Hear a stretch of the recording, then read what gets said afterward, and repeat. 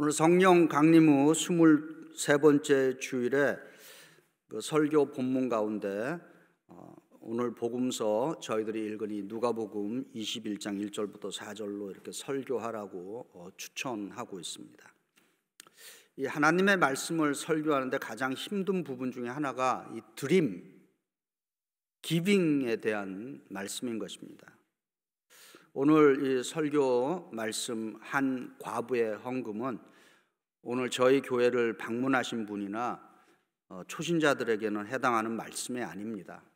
적어도 이 베이사이드 한인연합금리교회를 자신이 섬기는 교회라고 믿는 분들에게는 의미가 있는 말씀이 될 것입니다. 한 번은 어떤 목사님이 자기 교회의 부유한 사업가에게 교회를 위해서 그 헌금을 요청하는 정중한 서신을 보냈습니다. 근데 그 부유한 사업가가 담임 목사에게 거절하는 서신을 답변으로 이렇게 보내왔습니다. 목사님, 제가 아는 한 교회는 계속해서 달라만 하는군요. 기브 이렇게 내용을 써서 보내면서 거절했다는 것입니다. 그래서 그 담임 목사가 그 사업가에게 또 서신으로 다음과 같이 답변을 했습니다. 네, 성도님, 보내주신 답변에 너무 감사를 드립니다.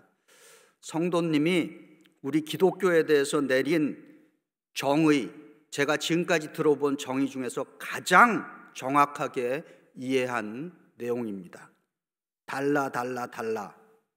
우리 기독교를 이렇게 간단하게 정의해 주셔서 감사합니다. 이런 내용을 보냈습니다. 성경에 이 달라 그러니까 뭐 달러같이 들리네요. 진짜.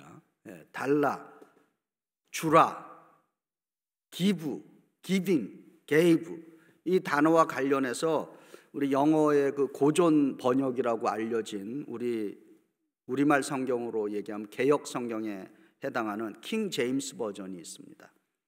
이 킹 제임스 버전에 의하면은 이 영어로 give, giving, gave 이 달라, 주라 뭐 이런 단어가 1305번 기록되어 있다는 그런 통계가 있습니다. 종교개혁자 마틴 루터는 성경 66권 전체를 엑기스로 쫙 짜면은 가장 중요한 한 구절만 남는다라고 했을 때 과연 무엇이 남을까? 요한복음 3장 16절이라고 그렇게 말했습니다.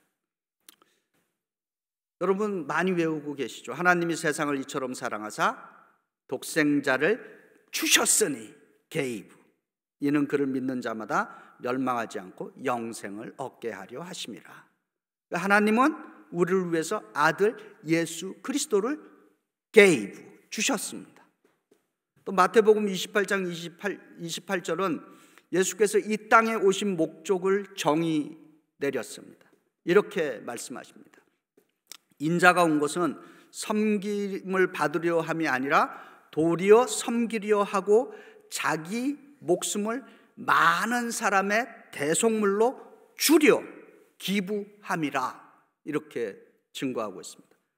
그러니까 예수님은 우리를 구원하시기 위해서 자신의 목숨을 희생 제물로 기부 주셨다라고 하는 것입니다. 로마서 8장 32절은 예수 그리스도께서 우리를 위한 주심, 드림, 기빙을 이렇게 증거하고 있습니다. 자기 아들을 아끼지 아니하시고 우리 모든 사람을 위하여 내주신 이가 기부하신 이가 어찌 그 아들과 함께 모든 것을 우리에게 주시지 기부하지 아니하겠느냐 이렇게 증거하고 있습니다. 그러니까 하나님은 주시는 하나님, 그리고 계속해서 오늘도 주시는 하나님이신 줄 믿으시기 바랍니다. 지금 말씀드린 몇 가지 성경 구절들은 우리가 믿는 하나님은 주시는 하나님이시며 계속해서 주시는 하나님이시다라고 하는 것입니다. 예수님도 우리에게 생명을 주시기 위해서 오셨습니다.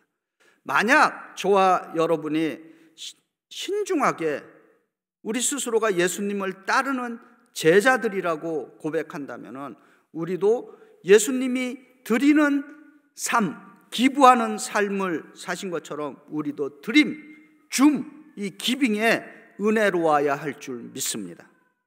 오늘 본문 누가복음 21장 1절부터 4절은 한 가난한 과부가 하나님의 일을 위해서 기부하는, 드리는 행위, 이 행위는 복음이 전해질 때마다 영원히 지난 2000년 동안 읽혀지고 기억되는 그러한 말씀인 것입니다. 누가복음 21장 1절과 2절입니다.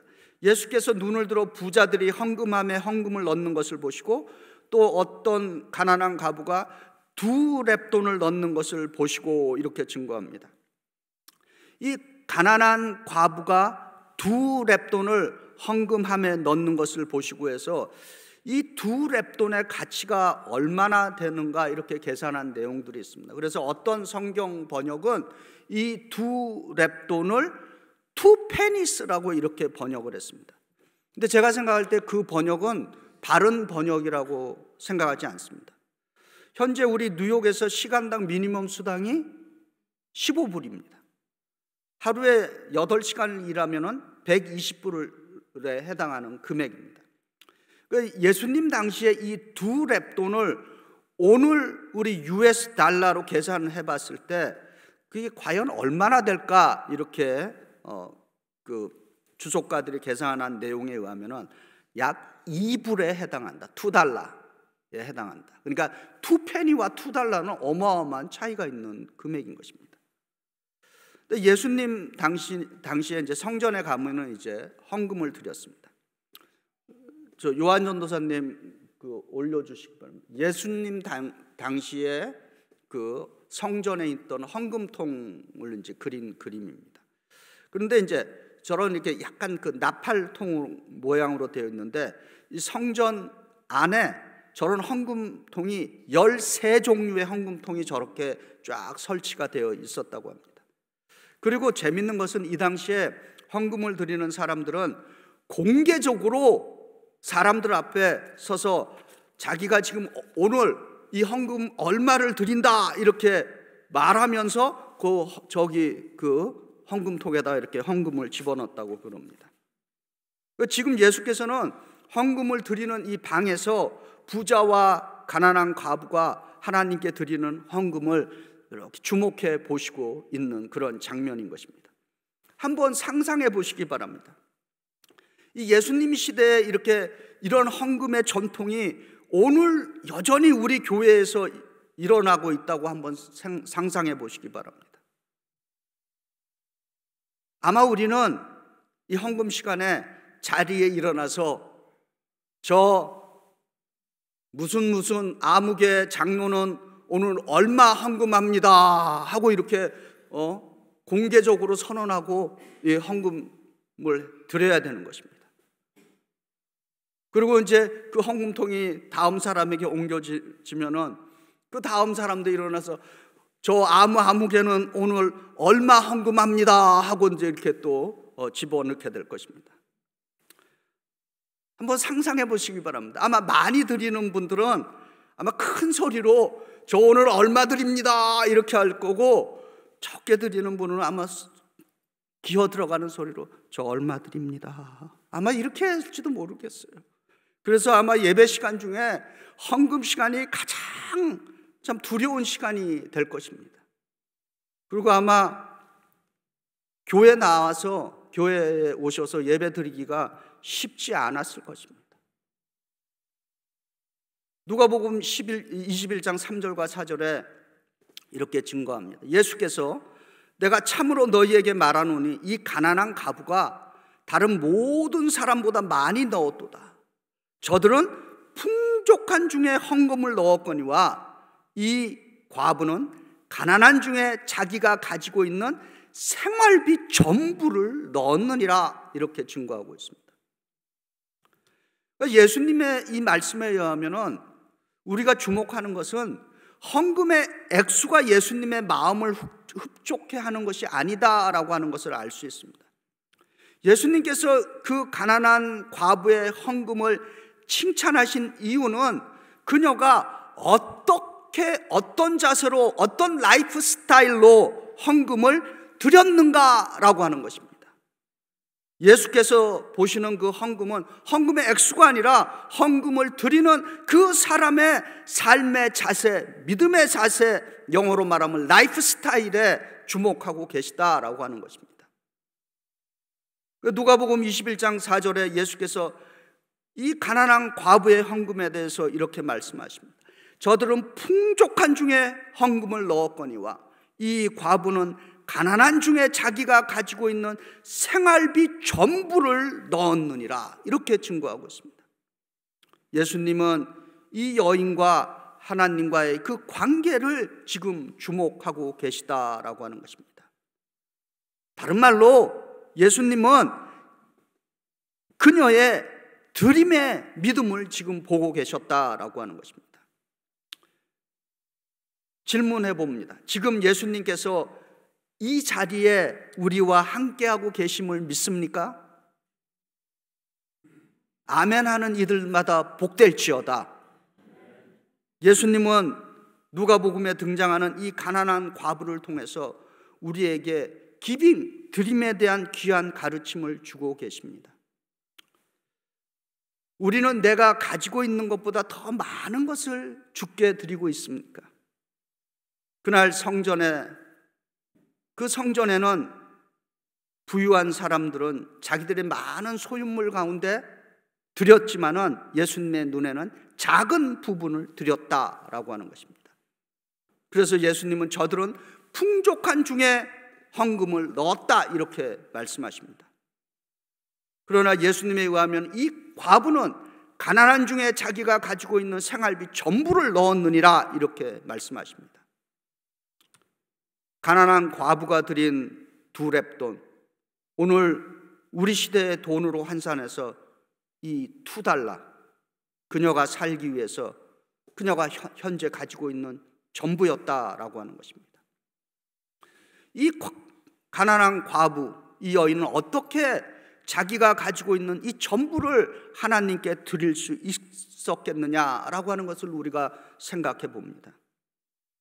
비록 그녀는 실제적인 생활에서는 가난했지만은 그녀의 마음만큼은 항상 부유한 삶을 살았다, 이렇게 우리가 상상해 볼 수 있는 것입니다.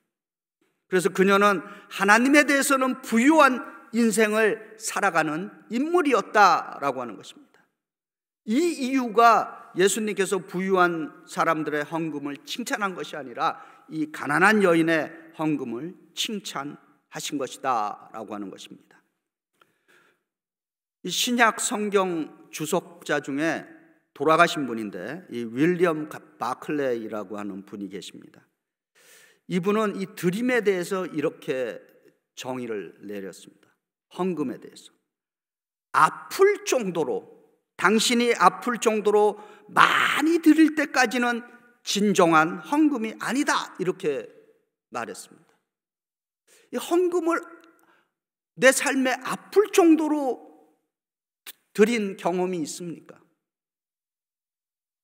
교회 성장학자들이 말하는 그 교회가 성장하는 교회인지 아닌지를 보려면은 그 교인들의 드림의 수준을 보면은 어느 정도 알 수 있다, 이런 통계가 있습니다. 혹시 우리 가운데 그럼 목사님 얼마만큼 하나님께 드려야 합니까? 이렇게 물어보신다면은 저는 우리의 영적인 스승인 요한 웨슬레가 가르쳐준 경제 원리를 말씀드리고 싶습니다. 우리 기독교인들에게는 물질에 대한 3가지 원칙이 있습니다. 그 첫 번째가 지난주에 우리가 말씀을 통해서 제가 말씀드렸습니다. 첫 번째가 최대한 벌으라는 것입니다. 영어로 gain all you can. 두 번째는 save all you can. 최대한 저축하라는 것입니다. 근데 놀라운 것은 이 첫 번째 원리와 두 번째 원리가 존재하는 이유는 세 번째 것을 위해서 존재한다라고 하는 것입니다. 저도 우리 성도님들이 개인적으로 잘 되기를 기도합니다. 중보기도 드립니다.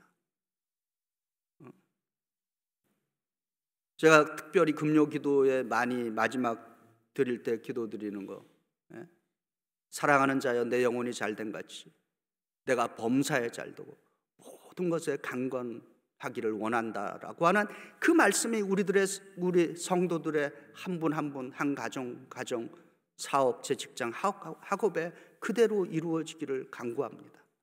그런데 제가 그렇게 기도드리는 이유는 딱 마지막 한 가지가 더 있기 때문입니다. 세 번째가 뭐냐? 최대한 주어라. Give all you can.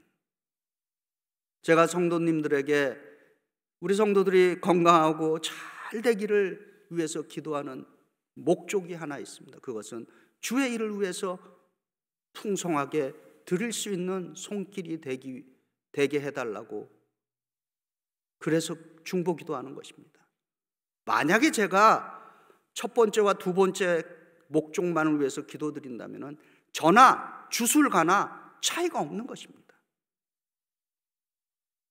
우리가 부르는 찬송 중에 웬 말인가 날 위하여 라고 하는 찬송가 있죠. 이 가사 5절에 이렇게 찬송합니다. 늘 울어도 눈물로써 못 갚을 줄 알아 몸밖에 드릴 것 없어 이 몸 바칩니다. 이 찬송 한번 불러볼까요? 5절 지금 기억나세요? 한번 아카펠라로 한번 불러보죠. 늘 울어도 눈물로써 못 갚을 줄 알아 몸밖에 드릴 것 없어 이 몸 바칩니다. 늘 울어도 눈물로써 못 갚을 줄 알아 몸밖에 드릴 것 없어 이 몸 바칩니다. 아멘. 이것이 드림의 진수를 표현하는 찬송이라고 봅니다. 사도행전 20장 35절에 범사에 여러분에게 모범을 보여준 바와 같이 수고하여 약한 사람을 돕고 또 주 예수께서 친히 말씀하신 바 주는 것이 받는 것보다 복이 있다 하심을 기억하여야 할지니라. 아멘. 주는 사람은 항상 자유롭고 행복합니다. 받는 인생은 생각 있는 사람들이라면 갚아야 하는 부담이 있습니다. 그래서 누군가에게 베풀고 누군가에게 줄 때 그것이 행복한 인생인 것입니다. 예수께서는 우리에게 자신의 생명을 주셨습니다.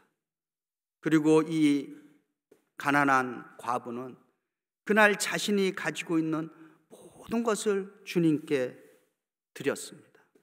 그렇다면 저희들도 모든 것을 주님께 드릴 수 있지 않겠습니까? 예수님께서 우리 각자가 어떻게 드림의 삶을 살고 있는지 주목해 보시고 계십니다. 주께서 인정하시고 칭찬해 주시는 한 가난한 과부의 드림을 우리도 드릴 수 있기를 바랍니다. 다음 주일 추수감사 주일입니다. 한 해를 뒤돌아보면서 풍성한 감사를 주님께 올려드릴 수 있기를 우리 주 예수 그리스도의 이름으로 축원드립니다.